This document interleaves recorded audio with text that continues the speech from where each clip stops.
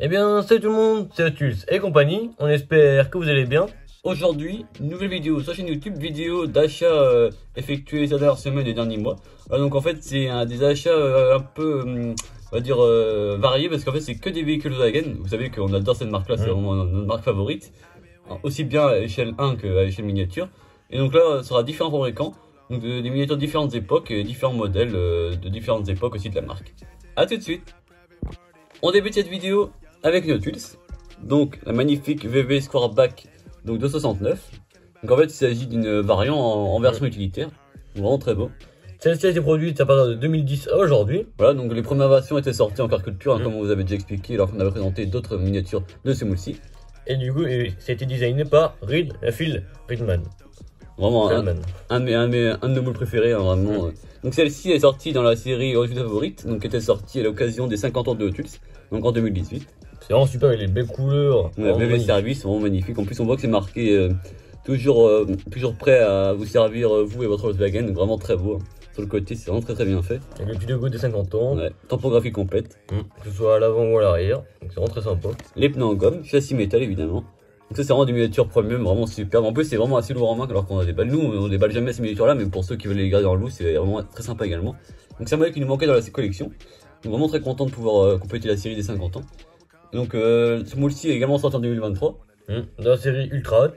C'est une série avec des pneus spécifiques, décorations spécifiques, on vous met une photo. Donc celle-ci, si vous voulez la trouver, non, vous pouvez la précommander ou la réserver chez US Custom Wheels, donc en description.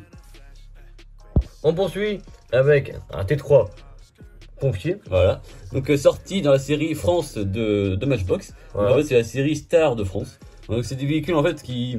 leur prétexte, c'est en fait, c'est des véhicules qui doivent représenter le parc automobile français.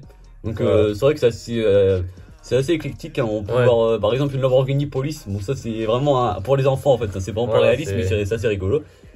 Et en fait il y a aussi dans cette série le magnifique T3 pick-up, donc double cabine, hein, parce que ça a évidemment existé également en simple cabine. Donc vous voyez ici avec la deuxième banquette à l'arrière. Donc vraiment très beau, donc c'est une série très sympa. Et donc celui-ci c'est une version pompier. Donc on peut voir que c'est pompier de la Marne, donc c'est sapeur-pompier de la Marne, donc c'est vraiment très sympa. Ouais, en plus ça permet vraiment d'identifier le véhicule.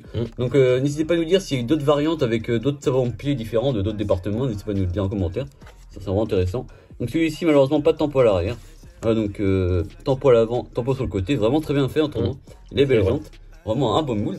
Donc celui-ci, les premières versions sont sorties en 2016, donc on avait déjà présenté une version verte, donc qui est vraiment très beau. Au total il y a eu donc 8 versions. Donc le nôtre est sorti donc en 2022.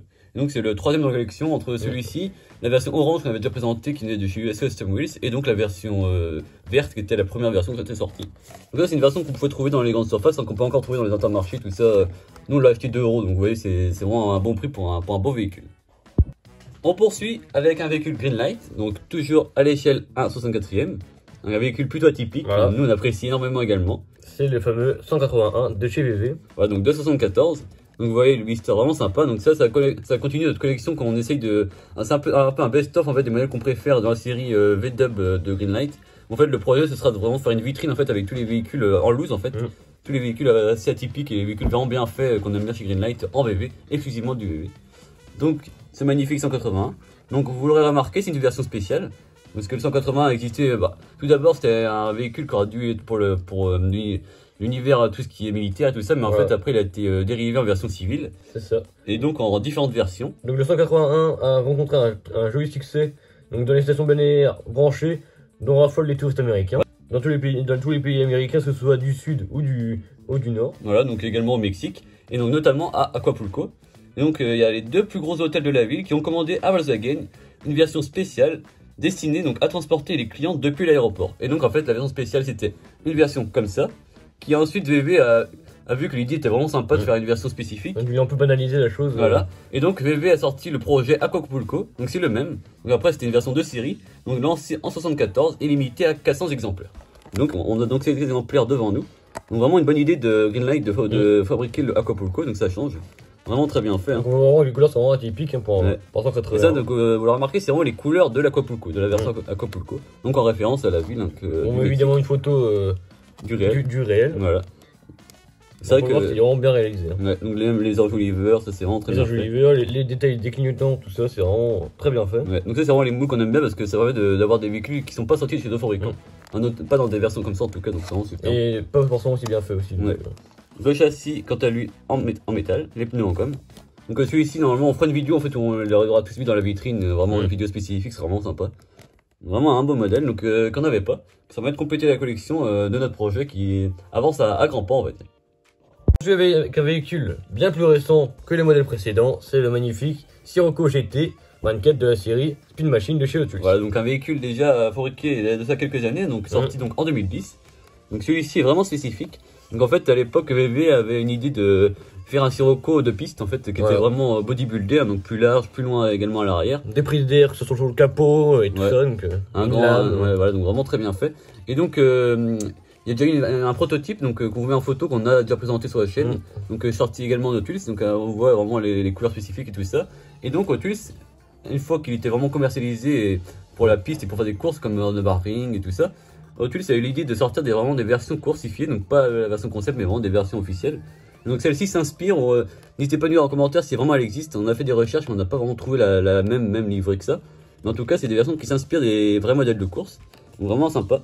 Donc celui-ci sorti donc en 2010, vraiment très beau. Donc celui-ci donc en Speed Machine, hein, vous voyez, donc c'est vraiment une série qu'on vous a présenté tous les Ferrari. C'est vraiment très sympa. C'est vraiment une série d'ailleurs qui est refait par les d'elle cette année. Non, on fera une vidéo dans pas longtemps parce qu'on a réceptionné d'ailleurs la série, la nouvelle série qui sort cette année. Donc n'hésitez pas à nous dire si ça vous plaît. En espérant que ça va vous plaire parce que c'est vraiment des super beaux modèles avec des gens qui reviennent cette année, donc vraiment très intéressant. Donc sur ce moule là on voit que pratiquement tout y est, que ce soit les tampons à l'avant, à l'arrière. Ouais, c'est vraiment la lame et tout ça c'est vraiment super bien fait.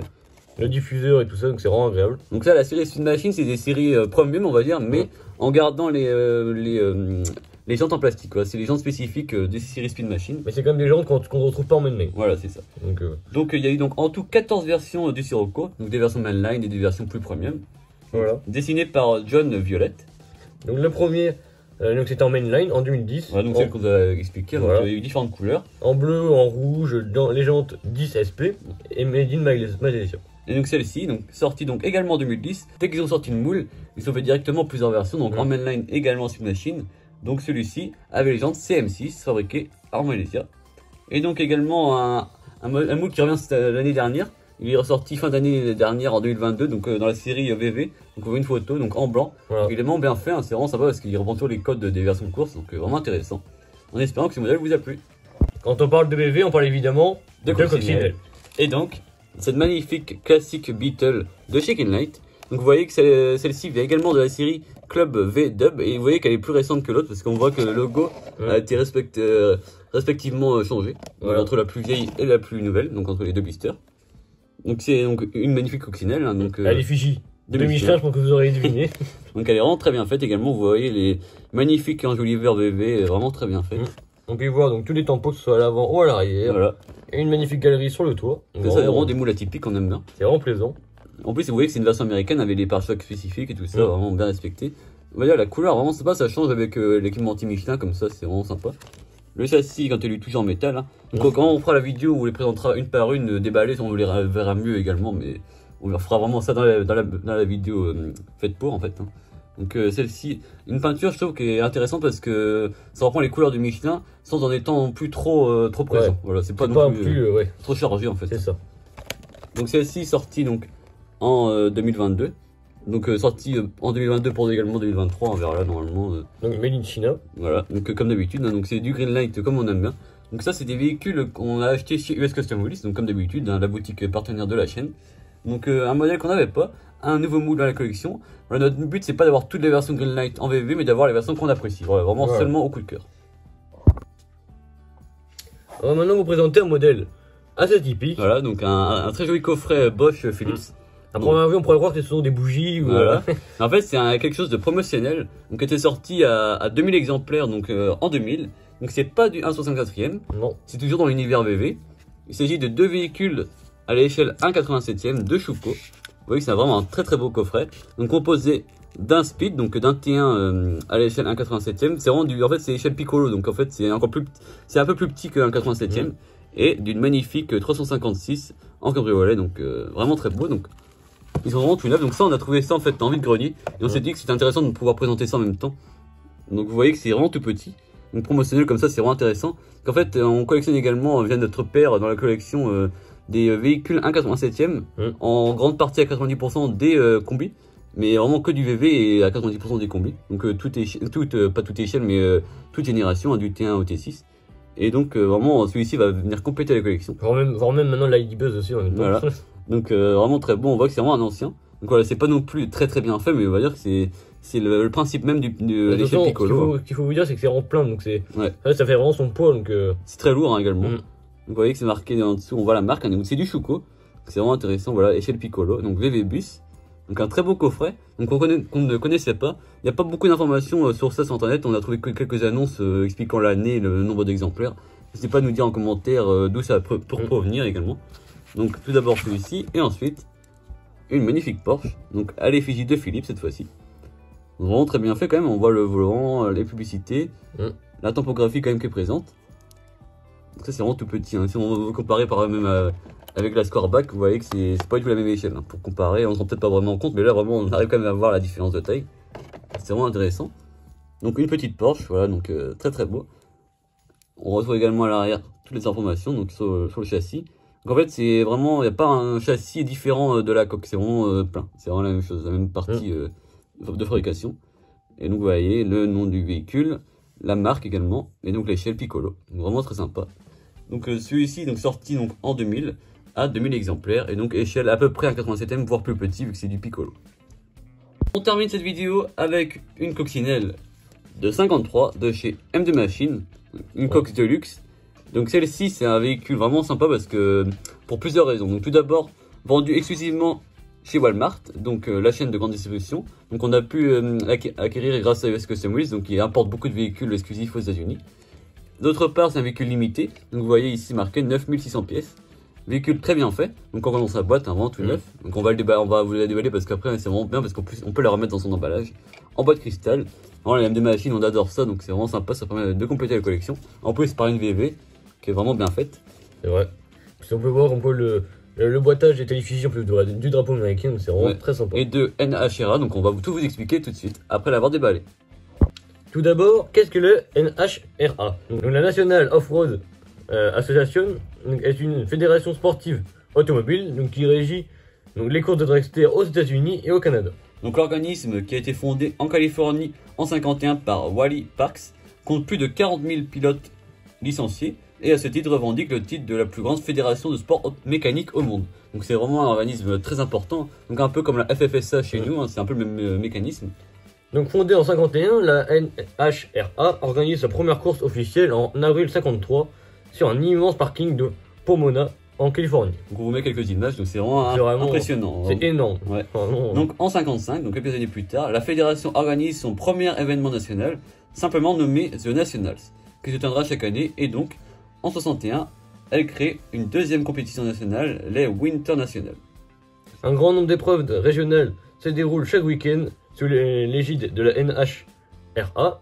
La fédération compte environ 80 000 membres, donc c'est quand même pas mal. Voilà. Donc pilotes licenciés inclus, et 140 drag strips sont affiliés. Donc en fait c'est les pistes du circuit en fait qui sont liées dans tout le pays, donc au Canada et aux États-Unis.